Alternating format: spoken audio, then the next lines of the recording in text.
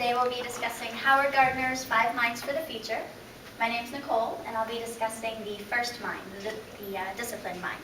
Then Satoki will discuss the ethical mind. Anushka will do the respectful mind. John's gonna then do the creative mind, and Brittany will wrap up with the synthesizing mind for the 5 minds. So understanding Gardner's opinion about the 5 minds will help you professionally in the future. And according to Gardner, we each need to master these 5 minds to keep up with the fast-paced demands of the future. So let's start by discussing the disciplined mind. First, the disciplined mind thinks, observes, imagines. So understanding Gardner's opinion will help in the future because many people cannot think in a disciplined manner, just the way we're taught. We don't know how to do it yet. In the past, learning was memorizing ideas of Confucius and Aristotle, and we never broke that habit. We still just memorize. We do subject matter. So we still prefer the subject matter over discipline. We prefer memory and memorizing over thinking and observing. So let's play a game, everybody. We're going to see if you can tell the difference between subject matter and Gardner's disciplined mind.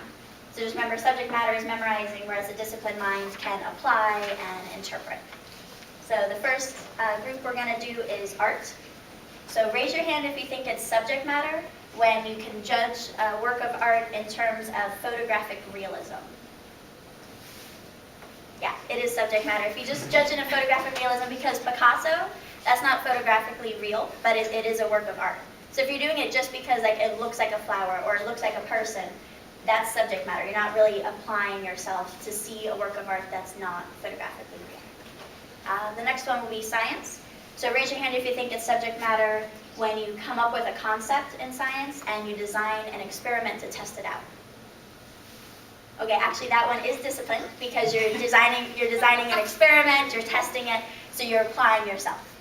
The next one will be poetry. So is it subject matter if you judge a work of poetry in terms of rhyme scheme? Yeah, it is. If you're doing it just based on rhyme, that's just subject matter. You're just looking for A, B, A, B, A, B, or whatever type of rhyme you're doing. A disciplined mind can look at a work of poetry that doesn't rhyme and still be able to see its beauty. The next one will be history. So raise your hand if you think it's a disciplined mind if you accumulate names and dates of historical events. That's actually subject matter, because you're just memorizing. Okay, this isn't going so well here. Okay, the last one is going to be medical. So if you are a medical student and you accompany a senior physician and you follow them around and try and actually come up with your own diagnosis and your own way of treatment, is that being disciplined? Yeah, it is, because you're applying yourself. You're not just memorizing the bones in the body. That would be medical in terms of subject matter. Okay, so which do we think is better for society? Do we want to continue on the road of subject matter, or do you think everyone should be disciplined, like Gardner says? And, hey, Will, welcome. So according to Gardner, we do need to master all 5 minds, so now Satoki's going to do the next mind, which is the ethical mind. Thank you, Nicole.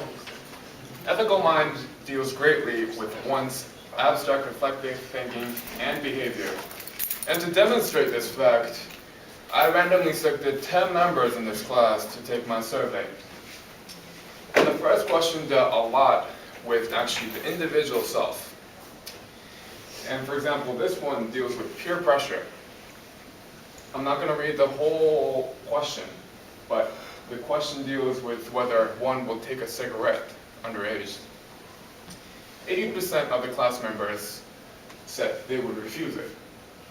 However, the 20% will actually take it. This one actually deals with the society, the culture, and the working environment in this case. And so, for example, if a bullying actually occurred in a working environment, how would people deal ethically? And the 90% of the people actually said they would tell others to stop. And the 10% actually said none of the above. And from these 2 questionnaires, allows us that some people are actually swayed into doing something ethically wrong. And the last question, which is very interesting, deals with euphemism. Euphemism actually deals with the emotional side of ethical. 60% of the people actually answered yes. They would actually be able to proceed if someone in your family member is actually vegetated. And the 40% of the people actually said no. Now, for those of you who actually answered yes, one of the response I got was, although the decision is grave, quality of life is non-existent. I would have to choose what is best for those I love. And for those people who actually answered no, hardships are not worse than ending someone's life. No matter how bad you think you have it, someone else has it worse. Now, the reason why I comprised 3 questions is to basically analyze how people would behave in certain ethical conditions. This actually brings up to my last conclusion about the ethical mind, which allows individuals to fulfill their actual responsibility and act as good moral and good character in their own society. And now I'd like to present Anushka. Thanks, Satoki. Okay, I chose to do the respectful mind because being a communications major, I feel that it's very important for us to understand each other and how each other function.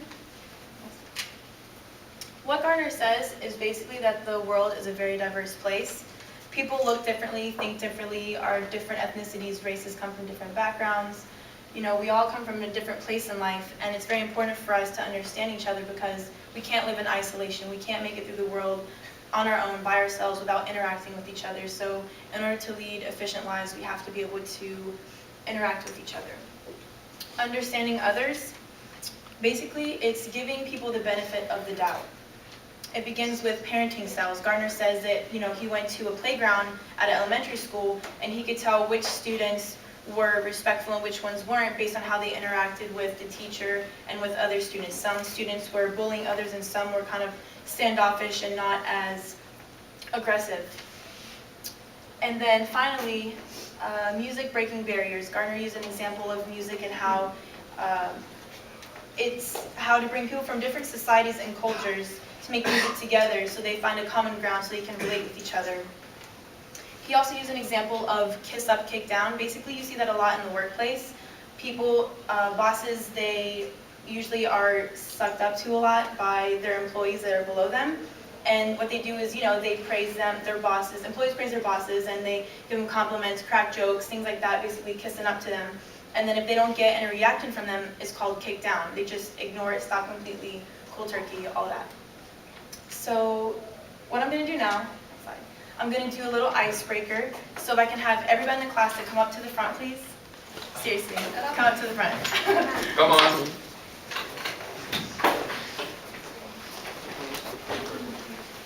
Just gather anywhere. Anywhere. Yeah. Anywhere is fine. Basically, what's going to happen is we're going to play 3 different song clips. It's going to be short, and what you guys have to do is dance to the song clip how you feel is appropriate.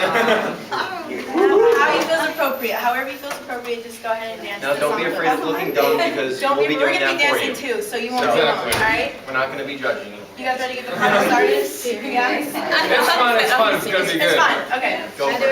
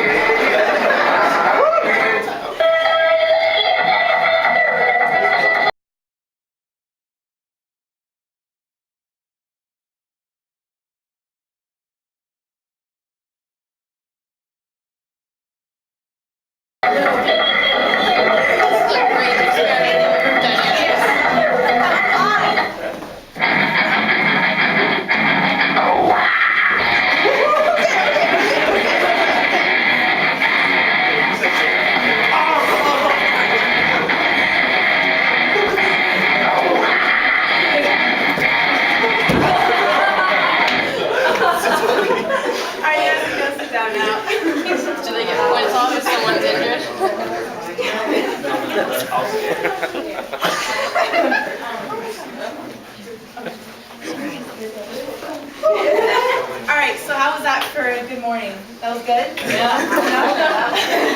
Basically, the reason why I chose to do this is because I wanted to see how you guys interacted with each other based on the different types of music. Like I said, how Gardner used music as an example of how people understand each other.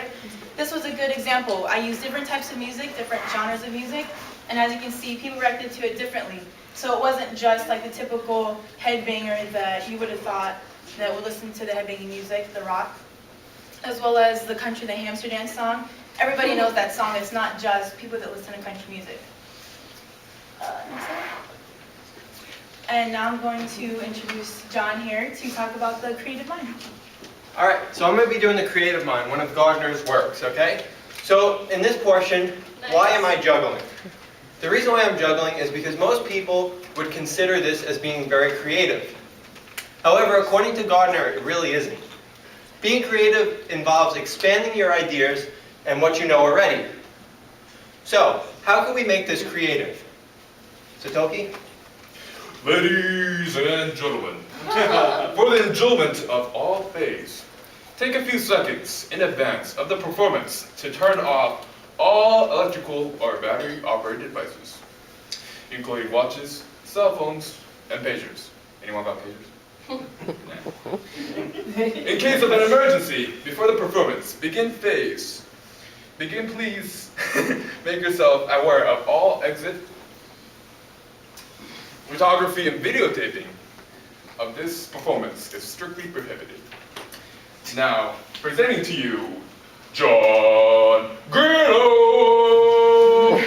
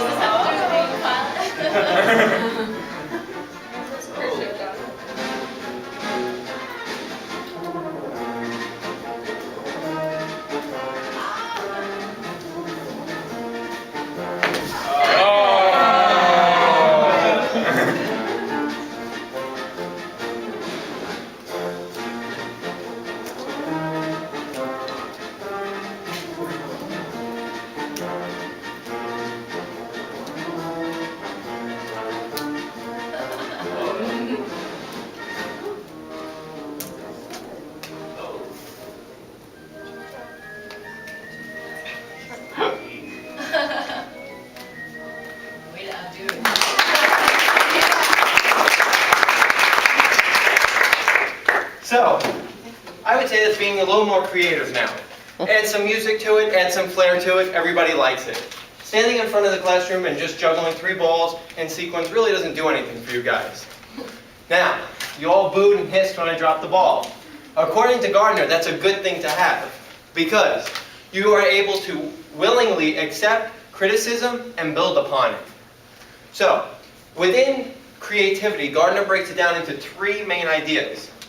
The 3 are going to be reflecting, leveraging, and framing. What do those 3 do to us? Well, in order to be a good person, you need to reflect on what you do.